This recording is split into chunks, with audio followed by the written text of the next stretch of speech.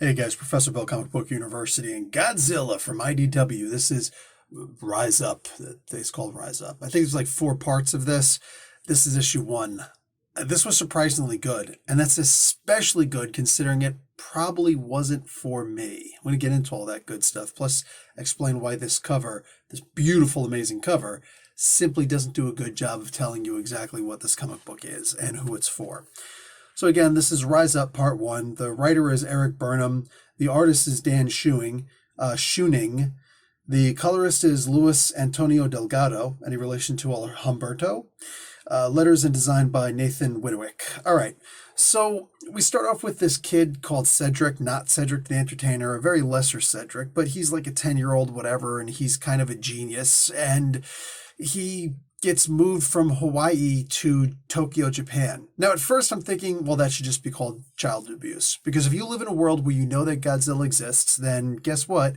That is child abuse. That you're trying to get your family killed. Especially if you get like a lot of insurance, life insurance and stuff like that. Like you're definitely trying to get your family killed. You're done. You're done. You're going to jail. Goodbye. Nobody should live in Tokyo in a world where Godzilla is real. I said it. I went there. I'm staying there. Not in Tokyo, by the way.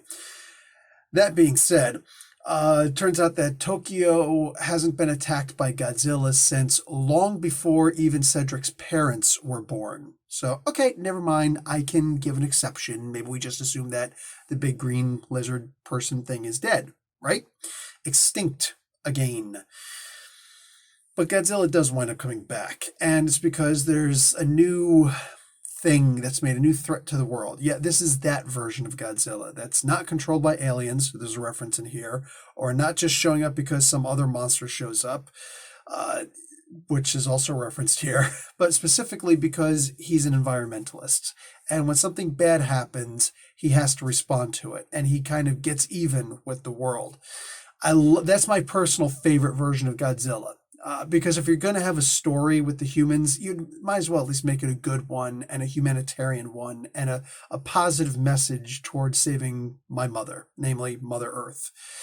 Um, what's interesting about this is that there are a lot of references in here and there are a lot of jokes also. Listen, it was kind of important, all right? There are a couple digs made in here, like there was a dig against Jurassic Park, which I think is a freaking fantastic little joke, you know? A couple little digs here at different projects out there and whatnot. I think that was good and it was important. Why? Because there were 11 pages of humans with no Godzilla in it. The first image is just it's a reminder, it's not a real thing, so that doesn't actually count. But 11 pages without an actual appearance of Godzilla. 12 before there's an actual attack by Godzilla, because you gotta have his eye opening and stuff like that.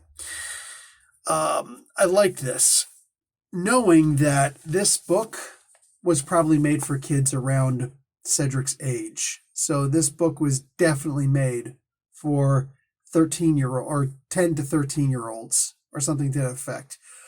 Would my 6 and 7-year-old sons enjoy this book?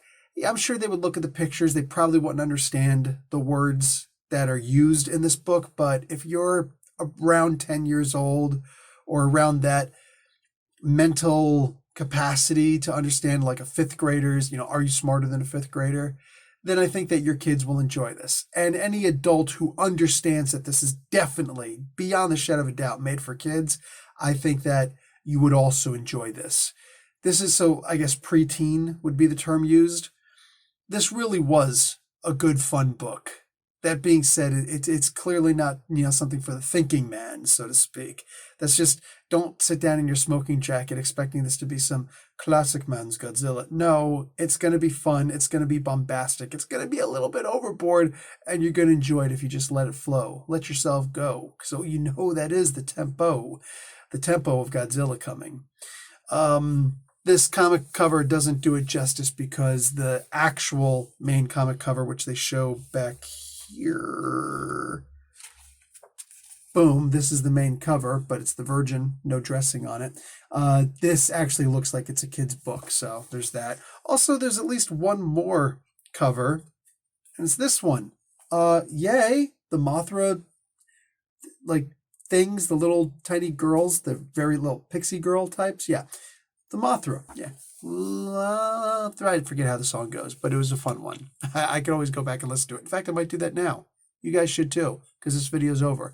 Much like Cedric says at the end of this, like the video and share and stuff like that. And I say like the video and watch an ad. And I'll talk to you guys later. Professor Bill, Comic Book University. Oh, they say he's got to go, go, go, Godzilla. Yeah. Picks up a bus and throws it back down as he heads for the center of town. Blue Oyster Cult, remember? Godzilla. Talk to you guys later. Class dismissed.